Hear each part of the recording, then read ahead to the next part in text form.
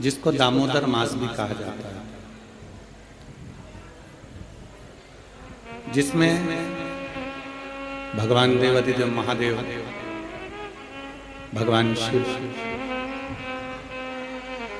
जो संपूर्ण जगत का कल्याण करने वाले हैं, संपूर्ण जगत का भंडार भरने वाले हैं, ऐसे पवित्र पावन दामोदर मास में कार्तिक के महीने में भगवान शिव की पवित्र धरा से, कुबेरेश्वर बाबा की इस पवित्र भूमि से ये 3 दिवसीय शिव चर्चा का लाभ लेने का सौभाग्य मिला। कार्तिक के महीने में जो दीपावली के 5 दिवसीय पूजन होती है, धनतेरस,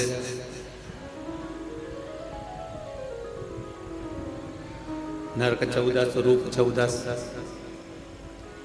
फिर रूप चौदस के बाद में दीपावली, दीपावली के बाद में गोवर्धन पूजन, फिर दूज।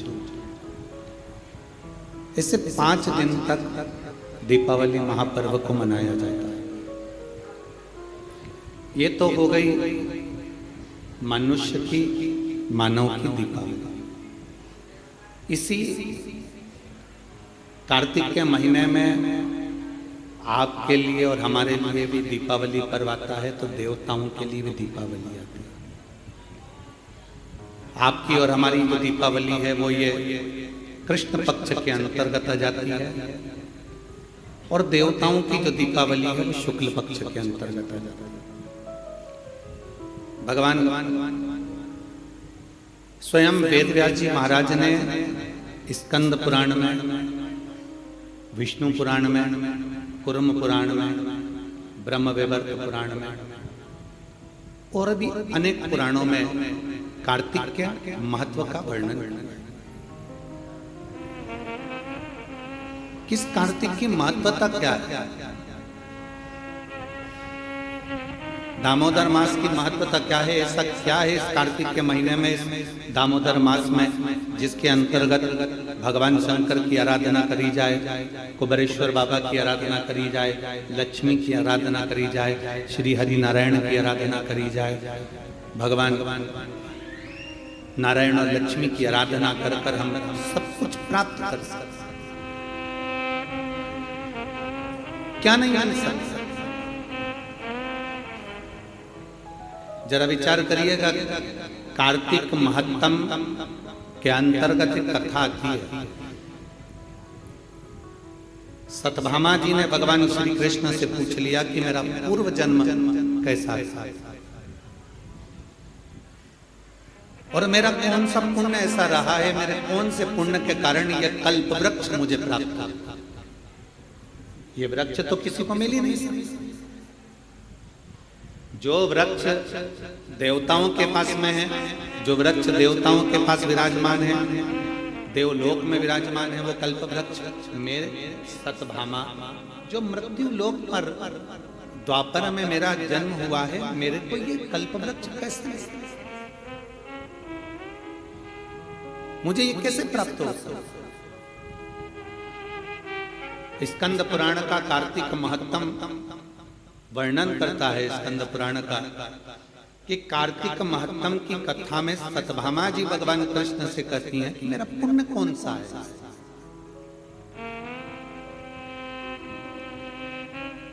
जैसे आज आपको अपने अंदर एक विचार लाना चाहिए कि आपका कौन सा पुण्य है कि जो कुबेरेश्वर बाबा की धरा पर बैठकर 3 दिन शिव चर्चा है, और वो भी कार्तिक का महीना और कुबेर भंडारी की भूमि कुबेरेश्वर धाम।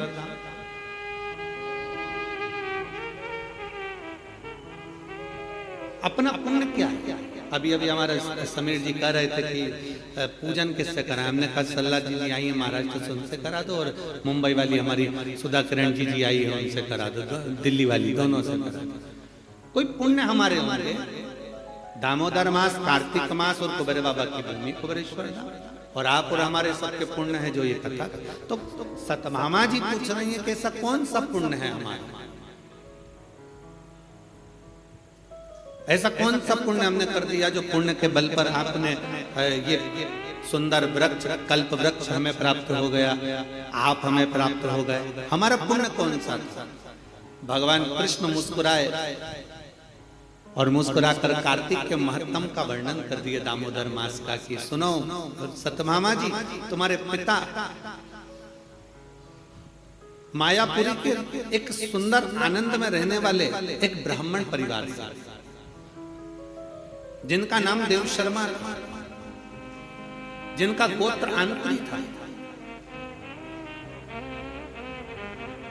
देव शर्मा नाम के वो ब्राह्मण जिनका आंत्री गोत्र है, कई समय तक उन्होंने शिव पंचायत की पूजन करी। हमने पहले भी कहा कि शिव पंचायत की पूजन का फल बहुत होता है। शिव पंचायत के पूजन का बड़ा आनंद है। आप लोगों के स्मरण में होगा, एक एकादशी होती है वैष्णव एकादशी, एक होती है स्मार्ती एकादशी, अर्थात सबसे।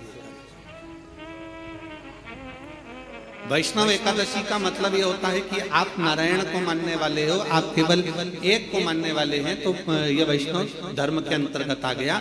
स्मार्त की जो एकादशी होती है उसमें आप नारायण को भी भज रहे हो, उसमें आप सूर्य भगवान को भी भज रहे हो, उसमें आप दुर्गा महारानी को भी भज रहे हो, उसमें आप गणेश जी महाराज को भी भज रहे हो, उसमें आप शंकर भगवान को भी भज रहे हो। तो स्मार्त एकादशी सबके लिए, सबके आनंद। हमारे पुष्टि मार्ग कहता है कि किसी भी रूप में एकादशी का व्रत करो, पर करो। हम तो पहले भी कहे बकरी जैसे चरो पर एकादशी करो, कैसे भी हो पर होना चाहिए। चाहे आप वैष्णव के भाव से करो, चाहे स्मार्त के भाव से करो, पर एकादशी का फल अपने को मिलना चाहिए। अब सतभामा जी ने पूछा कि मेरा पुण्य कौन सा ऐसा प्रबल हो गया जिस पुण्य के बल पर मुझे आप मिल गए, ये सुंदर कल्प वृक्ष मुझे प्राप्त हो गया। कहा आपके पिता एक ब्राह्मण कुल में मायापुरी में रहते थे, देव शर्मा उनका नाम था, और आंत्री उनका गोत्र था। उनकी अवस्था पूजन करते करते उनकी धर्म पत्नी और उनकी अवस्था निकलती चली गई, अधेड़ी अवस्था। बचपन, जवानी और अधेड़ी और बूढ़ा। अधेड़ी मतलब एक अवस्था निकलती चली गई। 60 की अवस्था के आनंद में जब आपके पिता पहुंच रहे थे, तब उनके मन में आया कि मेरी कोई औलाद नहीं, मेरी कोई संतान नहीं, और कुछ कृपा। ये पंचदेव शिव पंचायत में 5 देव विराजमान होते हैं। पहले सूर्य हैं, दूसरे नंबर पर मेरे देवाधिदेव महादेव हैं, तीसरे नंबर पर माँ दुर्गा है, चौथे नंबर पर बड़े आनंद से श्री गणेश जी महाराज हैं, 5वें नंबर पर भगवान श्री हरि, भगवान श्री नारायण। 5 देव विराजमान हैं, पंचदेव विराजमान हैं, और वो बैठे जिनकी आराधना स्वयं देव शर्मा कर रहे हैं। सतभामा जी, आपके पिता के मन में भाव आया कि मेरे घर में औलाद नहीं, कोई औलाद आ जाए। भगवान से प्रार्थना करते, प्रतिदिन शंकर को 1 लोटा जल समर्पित करते।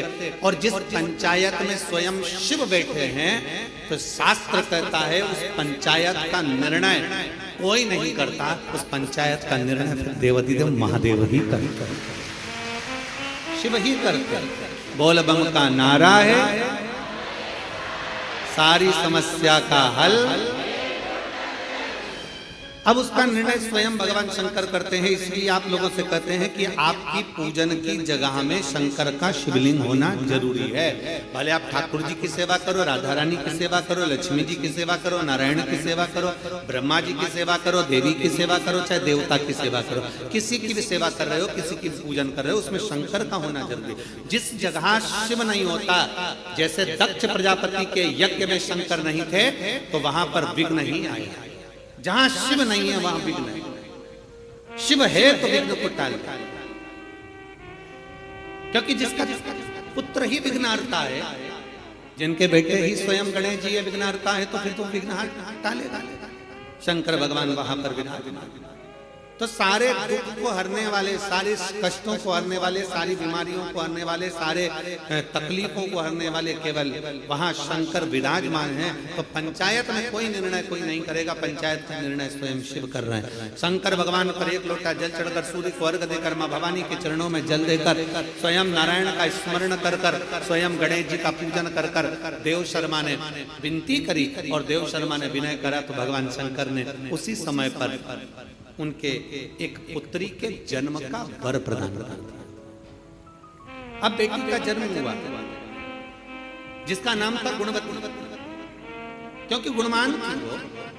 जैसे पिता भगवान का भजन करते थे वो भी भजन करती थी, जैसे पिता स्मरण करते थे वो भी स्मरण करती थी, जैसे पिता मंत्र जाप करते थे वो भी मंत्र जाप करती थी, जैसे पिता नाम जाप करते थे वो भी नाम जाप करती थी। गुणवती भी भगवान की भक्ति में इतना लीन हो गई, इतना लीन हो गई। धीरे धीरे समय निकला, पिता के मन में भाव उत्पन्न हो गया। पिताजी ने विचार करा कि मेरे घर में बेटी का जन्म हो गया, इसकी शादी किससे करूं, इसका विवाह किससे करूं। अच्छा बेटी होती है ना तो बड़ा टेंशन उत्पन्न हो जाता है सभी लोगों का। पर शिव महापुराण की कथा कहती है, शंकर भगवान की अशोक सुंदरी का चरित्र कहता है कि बेटी अगर घर में जन्म ले ले तो चिंता मुक्त होना चाहिए कि अब मेरे घर में बेटी ने जन्म ले लिया, वो अपना भाग्य लेकर आई है तो हमारा भी भाग्य चमका है। बेटी हमारे घर में आई है तो वो भाग्य लेकर आई है तो भाग्य चमकाए। लक्ष्मी सबको अच्छी लगती है। आप में से कोई ऐसा है जिसको लक्ष्मी अच्छी नहीं लगती? अरे बोलो तो समझ। किसी को धन अच्छा नहीं लगता हो, लक्ष्मी अच्छी नहीं लगती हो, ऐसा कोई है संसार में? जितने आस्था चैनल पर कथा सुन रहे हैं, जितने फेसबुक यूट्यूब पर कथा सुन रहे हैं और जितने इस कुबेरेश्वर बाबा की पवित्र कर शिव चर्चा को श्रवण कर रहे हैं, ऐसा कोई हो जिसको लक्ष्मी प्रिय ना? सबको लक्ष्मी प्रिय। एक छोटे से बच्चे को गोदी में लो ना और उसको पहली बार कोई मिलता है तो उसको 10 का नोट पकड़ा देता है ना, तो उससे 10 का नोट भी छेड़ा होकर छूटता नहीं। छोटा सा लक्ष्मी किसको प्रिय नहीं? मरने वाला मरकर भी जाता है ना तो भी उसकी छाती पर पैसा बढ़ता जाता है। लक्ष्मी उसको भी प्रिय जा रही है तो भी लक्ष्मी किसकी प्रिय? अब हम कहते हैं कि लक्ष्मी सबको प्रिय है, पर लक्ष्मी से तो पूछे कि उसको क्या प्रिय है। एक भिखारी से लेकर सेठ को भी लक्ष्मी प्रिय है, एक कंगाल से लेकर करोड़पति को भी लक्ष्मी प्रिय है, पर कोई लक्ष्मी से तो पूछे कि दुनिया तुझे इतना प्रिय लगती है, दुनिया तुझे चाहती है, दुनिया तुझे लेना चाहती है, पर तू क्या चाहती है? लक्ष्मी की प्रियता कायम है। कोई लक्ष्मी से पूछे? शिव महापुराण की कथा में चरित्र आता है, जब भगवान नारायण के चरणों में लक्ष्मी जी बैठी थी और नारायण से पूछा गया कि प्रभु आपने मुझे किससे प्राप्त करा? तब भगवान नारायण ने कहा मैंने शिव से प्राप्त करा, क्योंकि तुम्हारी माता ख्याति देवी तुम्हारा विवाह शिव से करना चाहती है, पर मैंने भगवान शंकर से कहा कि मैं लक्ष्मी से प्रेम करता हूं, इसलिए लक्ष्मी मुझे प्यार है। तो तुम्हारी माता हे लक्ष्मी, तुम्हारी माँ ख्याति देवी ने तब तुम्हारा विवाह मेरे साथ करा। तो लक्ष्मी से भगवान नारायण पूछ रहे हैं, नारायण लक्ष्मी से चर्चा कर रहे हैं, बात कर रहे हैं कि तुम सबसे ज्यादा आदर सम्मान सत्कार किसका करती हो? किसके कहने पर तुम किसी के घर पर जाती हो? किसके कहने पर तुम उसके निहाल कर देती हो? किसके कहने पर तुम उसका भंडार भर देती हो? लक्ष्मी को कौन है जिसके कहने पर तुम उसके कहने पर चले जाती हो? लक्ष्मी जी ने कहा अपने स्वामी भगवान नारायण से, केवल एक वो है देवाधिदेव महादेव जो कहते हैं मुझसे। देवाधिदेव महादेव ने मुझसे कहा है कि जो एक लोटा जल मेरे मंदिर में लेकर आए, क्योंकि लक्ष्मी ने कहा था मैं नारायण के चरणों की दासी हूं तो मैं आपकी भी दासी हूं, आप बताओ मैं कहाँ रहूं? भगवान शंकर ने कहा कहीं नहीं लक्ष्मी, अगर कोई एक लोटा जल लेकर शंकर के मंदिर में आए, जल चढ़ाकर जब वो घर जाए तो उसके लोटे के साथ उसके पीछे पीछे तू भी उसके घर में प्रवेश कर जाना, उसका दुख हल कर, उसका संकट। संसार के लोग दुख नहीं हर सकते, पर परमात्मा शंकर को चढ़ाया गया एक लोटा जल हमारे दुख को हर लेता है। और देख लिया संसार हमने, सब मतलब के यार हमने देख लिया, झूठे नाते झूठे रिश्ते, झूठे नाते झूठे रिश्ते, अरे झूठा है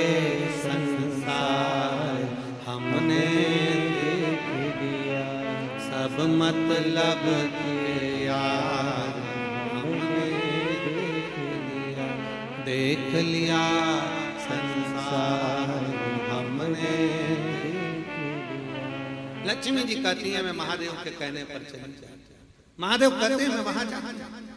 शिव के अनुकूल लक्ष्मी जाती, शिव के कहने पर लक्ष्मी। सुनो सतभामा जी, आपके पिता देव शर्मा आपको प्राप्त कर कर बड़े खुश थे।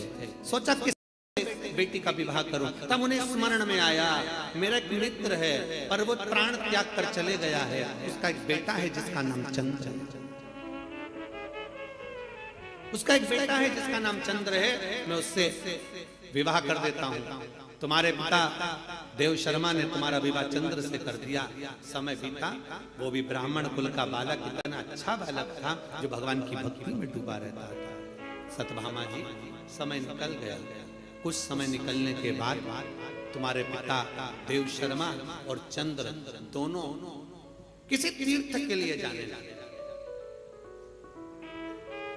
किसी तीर्थ की ओर अग्रणी होने लगे और तीर्थ की ओर जब जाने लगे, तीर्थ में जाते जाते जाते जाते एक असुर की दृष्टि इन दोनों पर पड़ जाती है और एक राक्षस की दृष्टि पड़ने पर राक्षस ने विचार करा कि मैं कुछ भी करूं, इनका संहार कर दूं, इनको मार दूं, क्योंकि दोनों भगवत भजन करने वाले।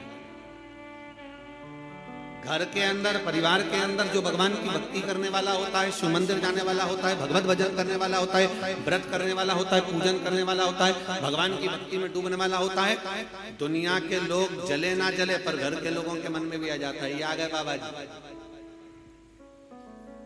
जी, अनसुईया, ये आ गई शिवर वाला महाराज की चेली, ये आ गए शंकर जी के भगत, अब ये बहुत ज्ञान देंगे, बहुत समझाएंगे। अब वो बहुत सारी बातें लोग कहते हैं। सीधी बात है, तुम किसी मॉल में जाइए ना, कोई तुम्हें नहीं टोकेगा। तुम फटी हुई जींस पहनो ना, कोई तुम्हें नहीं टोकेगा। तुम कैसे भी रहो ना, कोई तुम्हें नहीं टोकेगा। तुम बाल भी आड़े टेढ़े बनाओगे तो कोई ना टोकने वाला। तुम कैसे भी कपड़े पहनोगे कोई नहीं टोकेगा। और जिस दिन तुमने धोती पहन ली, जिस दिन तुमने मस्तक पर तिलक लगा लिया, चंदन त्रिपुंड लगा लिया, गले में रुद्राक्ष की माला पहन ली, हाथ में रुद्राक्ष बांध लिया, और जिस दिन गले में रुद्राक्ष पहना और त्रिपुंड लगाकर और बड़े प्रेम के साथ तुम मार्केट में से निकल कर बताओ, सारी दुकान वाले, मोहल्ले वाले, कॉलोनी वाले सब तुमको ही देखेंगे, ये कहां किया,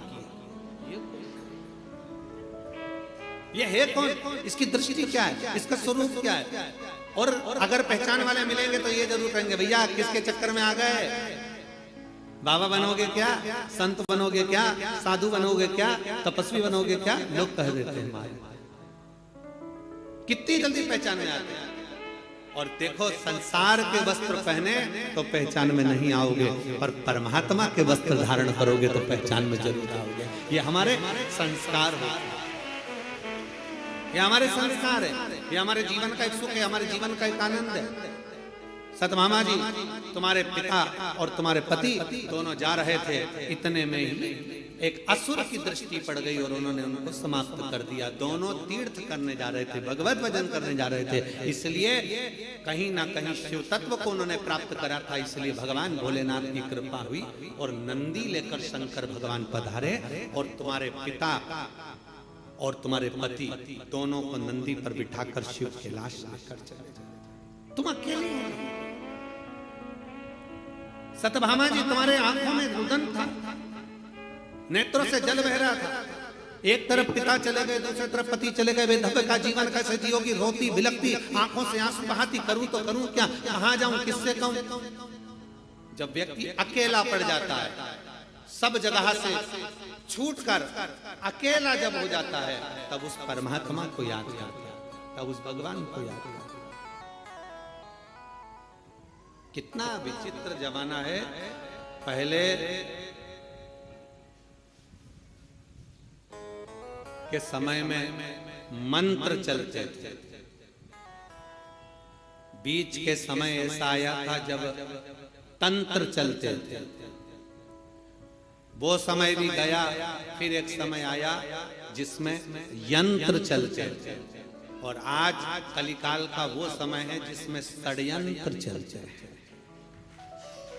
षड्यंत्र, पहले मंत्र चलते थे, फिर तंत्र चलते थे, फिर यंत्र चलते थे, और आज कलिकाल के अनुसार आज कलयुग में लोग षड्यंत्र चलते हैं। बस अंदर ही अंदर सोचते हैं ये ऊपर चढ़ रहा है, इसको नीचे कैसे गिराया जाए, ये आगे बढ़ रहा है, इसको पीछे कैसे लाया जाए, इसने इतना क्यों कमा लिया, इसने ऐसा भजन क्यों कर लिया, इसने स्मरण क्यों कर लिया, इसकी एक दुकान कैसे बन गई, इसकी शोरूम कैसे डल गया, इसका कपड़े का काम कैसे चल गया, इसके घर के पर्दे अच्छे क्यों हैं, इसका छत अच्छा क्यों है, इसका बेटा कहने में क्यों है, इसकी बेटी कहने में क्यों है, इसकी पत्नी अच्छी मिली, इसका पति अच्छा मिला, इसका परिवार अच्छा मिला। ये षड्यंत्र रचना प्रारंभ। और याद रखना, मंत्र, तंत्र, यंत्र और षड्यंत्र, इस पर भी भारी है श्री शिवाय नमस्तुभ्यम का मन। इस पर भी भारी है श्री शिवाय नमस्तुभ्यम का मंत्र। और शिव तत्व कहता है, भगवान शंकर की पावन कथा कर रही है, भगवान का ये पवित्र 3 दिवसीय शिव चर्चा में प्रथम दिवस की चर्चा कर रही है कि सत्यभामा जी, तुम्हारी आंखों में जल भर गया कि क्या करती, विचार कर कर समय बीतता गया, कार्तिक का महीना आ गया, दामोदर मास आ गया, तुम कहाँ जाओ, तुम्हारे स्मरण में आया कि मेरे पिता शंकर की आराधना करते थे, इसलिए सत्यभामा जी तुम शिव के मंदिर जाना प्रारंभ कर दी, शंकर की आराधना करना प्रारंभ कर दी। शिव की ऐसी आराधना करी कि शंकर को जल चढ़ाकर जब तुम आती थी तो एक आंवले के वृक्ष के नीचे जल चढ़ा देती, आंवले के वृक्ष के नीचे से आती थी और घर में प्रवेश कर जाती। प्रतिदिन तुम्हारा एक नियम बन गया, शाम के समय कार्तिक का महीना, और तुम्हें स्मरण नहीं आया कि कार्तिक का महीना है, क्योंकि तुम वैधव्य जीवन जी रही थी, आंखों में जल भरा हुआ था, रो रही थी, तुम्हें सुध नहीं थी। कब कार्तिक आया तुम्हें मालूम नहीं पड़ा, कब दामोदर मास आया तुम्हें मालूम नहीं पड़ा, और कार्तिक के महीने में तुमने दीप दान करना प्रारंभ करा। प्रत्येक दिवस तुम शाम के समय पर शिव मंदिर में जाकर, बेलपत्र के वृक्ष के नीचे जाकर, तुम प्रत्येक दिवस आंवले के वृक्ष के नीचे जाकर, तुम प्रत्येक दिवस पीपल के वृक्ष के नीचे जाकर एक दीप दान करने लगी। और वो दीप दान का पुण्य फल इतना प्रबल हुआ कि एक दिन चलते चलते तुमको किसी असुर ने फिर देखा और तुम्हारे प्राणों को हर लिया। प्राण तो तुम्हारे चले गए, पर कार्तिक के महीने में जो तुमने तुलसी की अर्चना करी, कार्तिक के महीने में जो तुमने आंवले के वृक्ष की अर्चना करी, कार्तिक के महीने में जो तुमने शंकर भगवान को एक लोटा जल चढ़ाया, शिव की ऐसी कृपा हुई, शंकर प्रकट हुए, तुम्हें नंदी पर बिठाए। चलते चलते देवाधिदेव महादेव ने पूछ लिया तुम्हें क्या चाहिए। उसने कहा मेरा जीवन दुख में निकला, मेरे पिता पति चले गए, क्या चाहती हो। मैंने सुना है महादेव जो आपसे मांगता है आप वो दे देते हो। हाँ हाँ बोलो क्या चाहिए। क्या मुझे अगले जन्म में नारायण मिल सकते हैं। शंकर भगवान मुस्कुराकर बोले क्यों नहीं मिल सकते। तुमने कार्तिक महीने में मेरे मंदिर में दीपदान किया है, एक लोटा जल समर्पित किया है, तुमने तुलसा महारानी का पूजन किया है और कार्तिक के आनंद का जीवन जिया है। इसलिए वर देता हूँ अगला जन्म जब तुम्हारा होगा तुम्हारे लिए ही भगवान स्वयं नारायण द्वापर में कृष्ण अवतार लेकर आएंगे और तुम उनकी अर्धांगिनी सत्यभामा बनोगे।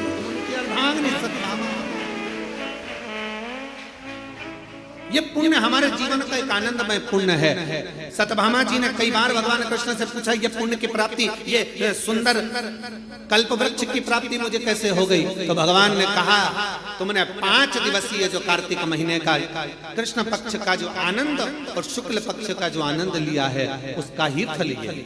और उसी कार्तिक के महीने की दीपावली पर्व, लोग कहते हैं दीपावली एक दिन की है।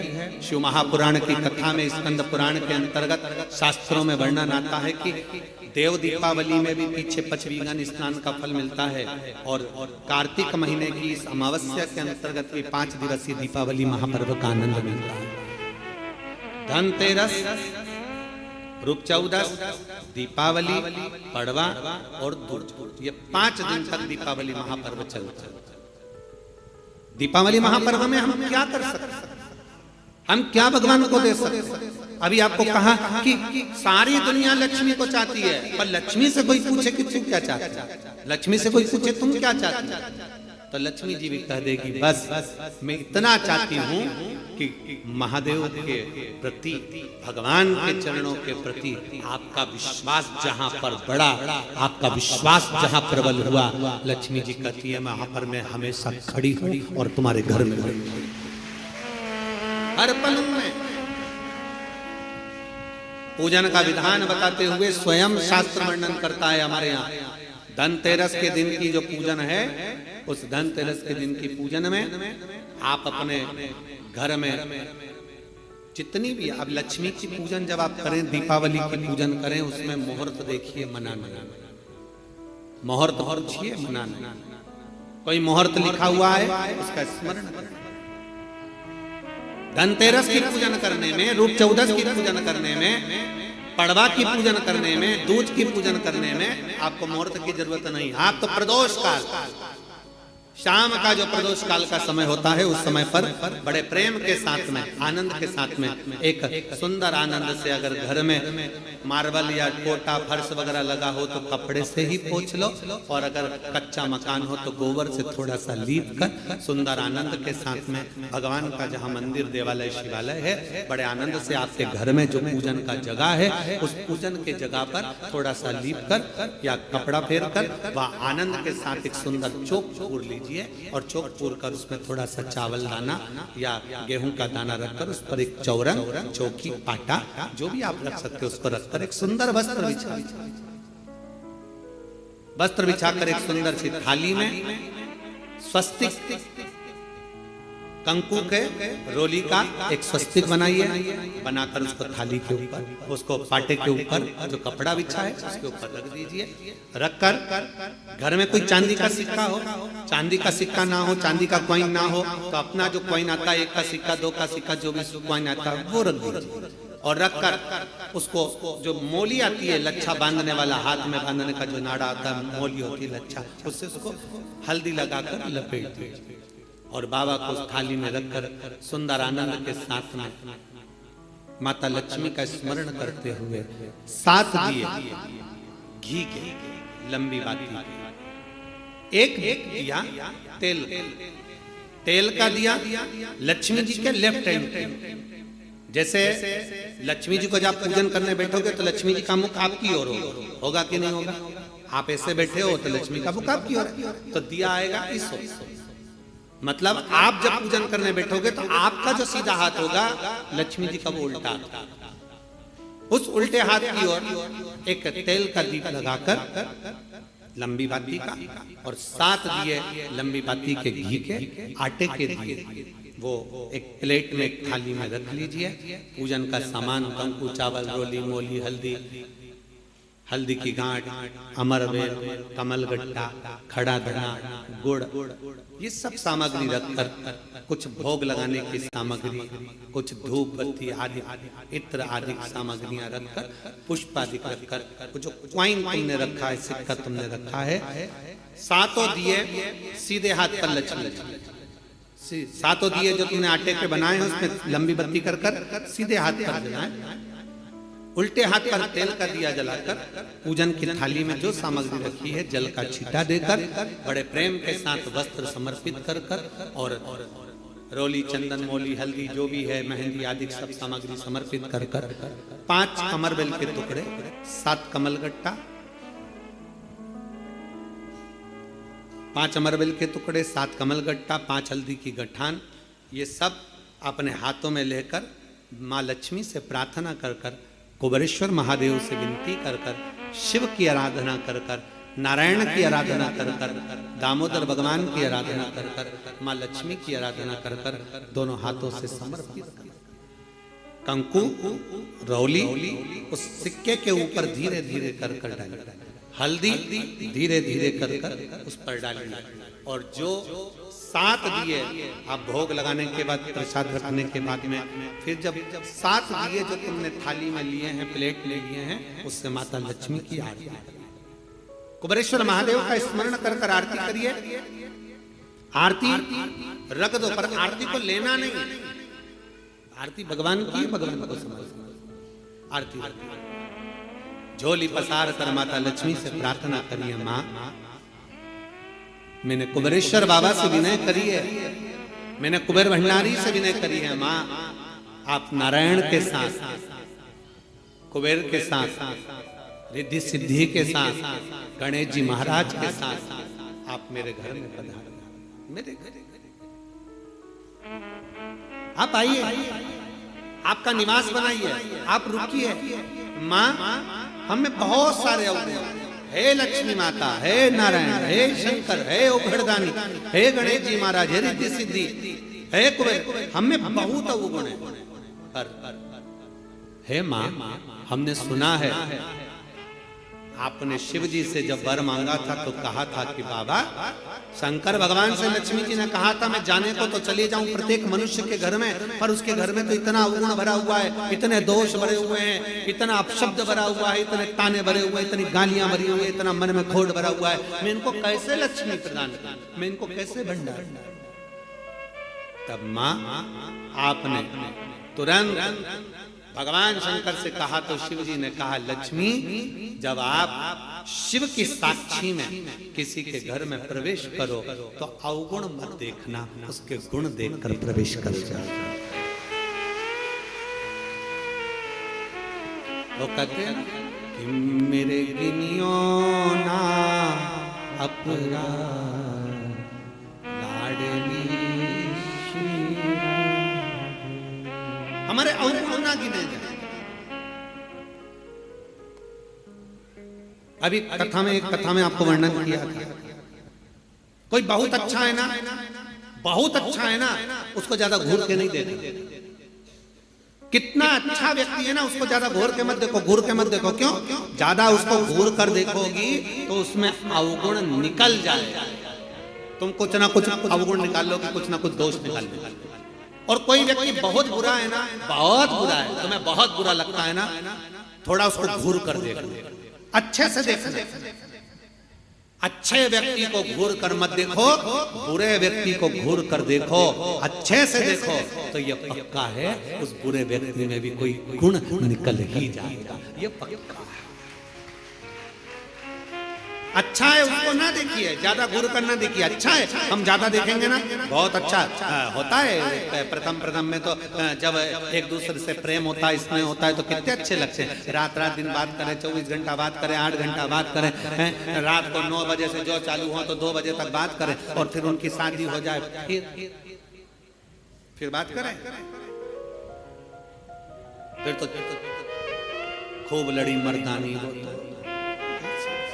फिर जो युद्ध चालू हुआ वो फिर युद्ध चालू। शिव कथा कर रही है, भगवान शंकर की कथा कर रही है, जो जिसमें बहुत गुण है, बहुत अच्छा है, जो उसमें तुम ज्यादा घूर कर मत देखो, उसमें अवगुण निकल जाएगा।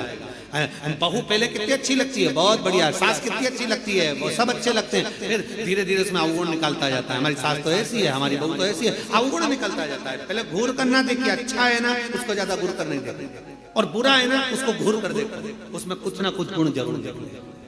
बुरे व्यक्ति में अच्छाई जरूर होगी, ऐसा हो नहीं सकता कि कोई अच्छाई परमात्मा ना निकालिए। शिव कथा कर रही है, सुंदर पवित्र चरित्र कर रहा है, भगवान के पावन चरित्र वर्णन कर रहा है।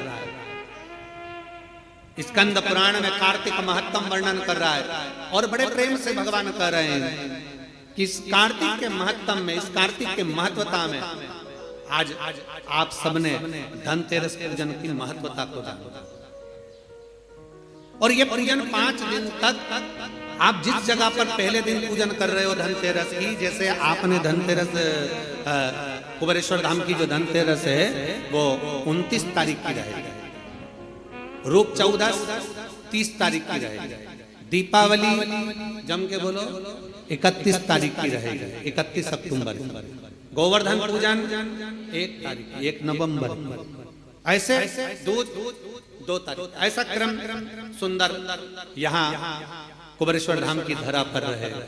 तो आप लोग जो पूजन करेंगे 29 तारीख को धनतेरस की प्रदोष काल, कोई समय प्रदोष काल का देखकर बड़े प्रेम से लीप कर चौकी रखकर बड़े आनंद के साथ में कपड़ा बिछाकर उस पर थाली रखकर सुंदर भाव के साथ धनतेरस की पूजन करो और मेरे कुबेरेश्वर महादेव का स्मरण करो कुछ देर बैठकर, क्योंकि लक्ष्मी को भी और कुबेर को भी देने वाला अगर कोई है तो वो देव अधिदेव महा वो देने वाला। प्रयास करो भगवान शंकर की आराधना में जो सुख है, शिव की भक्ति में जो आनंद है, शंकर की आराधना कर शंकर की साक्षी रखकर श्री शिवाय नमस्तुभ्यम। हमने पहले भी कथा में कहा दीपावली के समय पर बाजार में भी जाओ तो दिवाली के समय पर वहां पर मार्केट में भी कहो कि भैया हमको एक स्टिकर चाहिए, काय का स्टिकर, कहना श्री शिवाय नमस्तुभ्यम का चाहिए। क्या करोगे? दरवाजे पर लगाना है। क्यों? क्योंकि हमने सुना है शिव महापुराण की विधेश्वर संहिता में लिखा है कि श्री शिवाय नमस्तुभ्यम बोलने वाले के मुख का मात्र दर्शन कर लो तो हमारे सारे पाप क्षीण हो जाते हैं, हजारों अश्वमेध यज्ञ का फल प्राप्त हो जाता है और हमारे कार्य सफल हो जाते हैं। तो सामने वाला व्यक्ति जब दरवाजा बंद होगा उस पर श्री शिवाय नमस्तुभ्यम लिखा होगा, सामने वाला कोई भी आएगा पढ़ेगा, दरवाजा बजाएगा, जितनी देर खड़ा रहेगा उतनी देर पढ़ेगा श्री शिवाय नमस्तुभ्यम। तुम दरवाजा खोलोगे, उसके मुख का दर्शन करोगे तो भी तुम्हारा कल्याण हो जाएगा। दो फायदे, हमारा लाभ उसमें है, शिव तत्व की प्राप्ति हो। जब महालक्ष्मी आनंद के साथ में धनतेरस का पूजन करो, कल कथा में अपन रूप चौदस की पूजन की महत्वता जानेंगे। फिर उसके आगे तीसरे दिन की कथा है 2 बजे से 5 बजे तक, उसमें अपन दीपावली पूजन को जानेंगे। फिर उसमें अपन एकम की पूजन का जानेंगे, गोवर्धन पूजन के दिन का महत्व की पूजन कैसे करना। फिर उसका वर्णन अपन दूज की पूजन का जानेंगे। ऐसे अपन पूरे 5 दिवसीय पूजन की महत्वता का स्मरण करेंगे। 5 और मैंने तेरे ही भरोसे बाबा तेरे ही भरोसे हवा बिच उड़ती जावानी बाबा डोर हल्को चढ़ी नाम में कटी जावानी भोले में तेरी पतंग शंभो में तेरी पतंग हवा बिच उड़ती जावानी बाबा डोर हल्को चढ़ी नाम में कटी जावानी। शिव तत्व की प्राप्ति, भगवान शंकर की प्राप्ति कितने आनंद के साथ। और जिस कभी भी ध्यान रखना, लक्ष्मी पूजन जब भी करो तो शिव को याद जरूर करो। भगवान नारायण को भी अगर लक्ष्मी दी है तो भगवान शंकर, नहीं तो माता ख्याति देवी लक्ष्मी जी की मां, तो लक्ष्मी जी का विवाह तो भगवान शंकर से करना चाहती थी। पर नारायण भगवान शिव की आराधना में लगे रहे। पूछ लिया देवादिदेव महादेव ने, नारायण क्या बात है, अभी मेरी आराधना ज्यादा करो, क्या हो क्या गया? नारायण कहते हैं प्रभु वो ख्याति देवी लक्ष्मी जी की माँ, उनका विवाह आपके साथ करना चाहते हैं। आप चिंता क्यों करते हैं? आप क्या चाहते हो बोलो। नारायण ने कहा लक्ष्मी मुझे चाहिए। नारायण लक्ष्मी में आपको दे दो। मना आप लक्ष्मी से विवाह करोगे, लक्ष्मी आपसे विवाह करेगी। लक्ष्मी जी से पूछा, स्वयं भगवान शंकर जब लक्ष्मी मैया बेलपत्र के वृक्ष के नीचे झाड़ू बुआरी कर रही हैं, बेलपत्र के वृक्ष के नीचे सेवा कर रही हैं, शंकर भगवान प्रकट होकर स्वयं पूछते हैं, गौरी शंकर शंकर पार्वती के साथ प्रकट होकर पूछते हैं क्या बात है, क्या चाहिए, क्या हो गया? अब स्वयं भगवान शंकर ने लक्ष्मी जी से पूछा तुम्हें क्या चाहिए? लक्ष्मी जी कहती है मुझे नारायण के चरण चाहिए। नारायण के चरण। भगवान शंकर ने पूछा लक्ष्मी तुम नारायण के चरणों में रहने को तैयार हो? लक्ष्मी जी का शब्द था कि नारायण के चरणों में रहने को तैयार हो। इतने में लक्ष्मी जी कहती हैं केवल नारायण के चरणों में ही नहीं, जिसके हृदय में नारायण बैठा है उसके घर में रहने को भी तैयार। जिसके हृदय में नारायण बैठा है, जिसके हृदय में श्री हरि बैठे हैं, जिसके हृदय में भगवान बैठे हैं, उनके घर में रहने को मैं तैयार। उनके घर।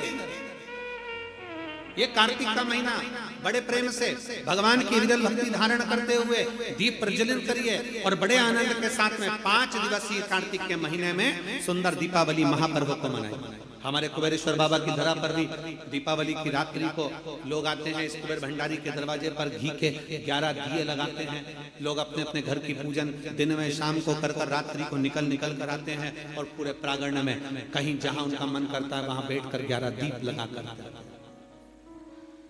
बाबा कुबेर भंडारी के चरणों में झोली पसार कर प्रणाम करते हैं, बाबा भंडार और दूसरे दिन तक बाबा का खजाना लेकर यहाँ से चले जाते हैं। 31 तारीख की रात्रि को लोग आसपास के गांव के शहर के सभी भक्त लोग यहाँ पहुंचते हैं बाबा के 11 दीप लगाने के लिए और सुबह बाबा का खजाना जाकर शिव भक्ति भजन।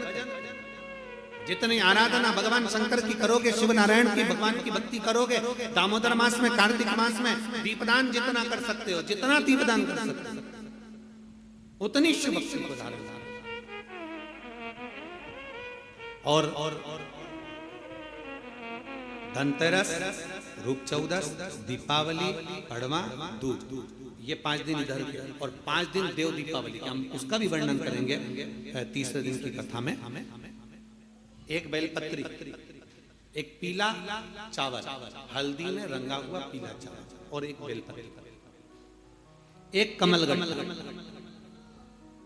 भगवान शंकर की शिवलिंग पर समर्पित करने का प्रयास है।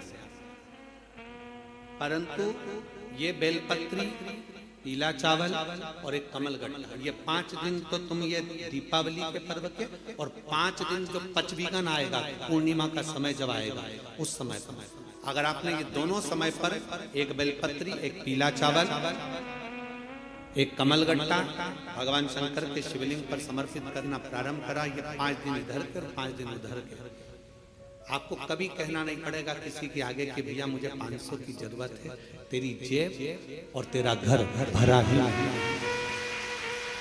खाली नहीं रह सकता।